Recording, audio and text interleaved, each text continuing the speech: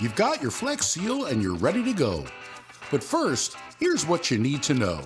Before you get started with Flex Seal, make sure that you read all the directions. You'll find important information on how to use Flex Seal safely and effectively.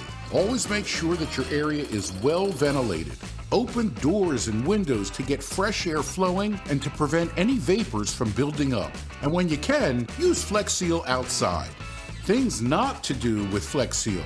Do not use Flex Seal near heat, sparks, pilot lights, or any other source of ignition. And never smoke while applying Flex Seal. Now you're ready to get started. Make sure you clean the surface so it's free of any grease, oil, and dirt. If the surface is rusted, try and remove as much of that rust as possible by using sandpaper or a scraper. Flex Seal can be applied on a damp surface or moist environment in the event of an emergency. However, Flex Seal will always adhere better to a clean, dry surface. Depending on the number of coats and thickness, one 14-ounce can cover up to 12 square feet. Shake Flex Seal until you hear that little ball rattle in the can, and continue shaking for about 30 seconds. It's always a good idea to give a little test spray before you apply it to your project. Applying Flex Seal.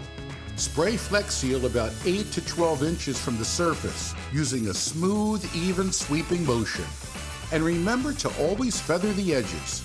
Spray more than just where the leak has occurred. Allow 24 to 48 hours to dry before you apply another coat.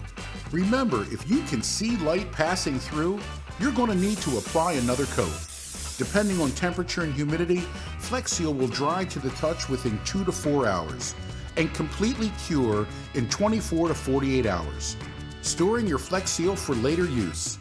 If you don't use the whole can and you want to store your Flex Seal for later, turn the can upside down and give it a few short bursts to clear out that nozzle.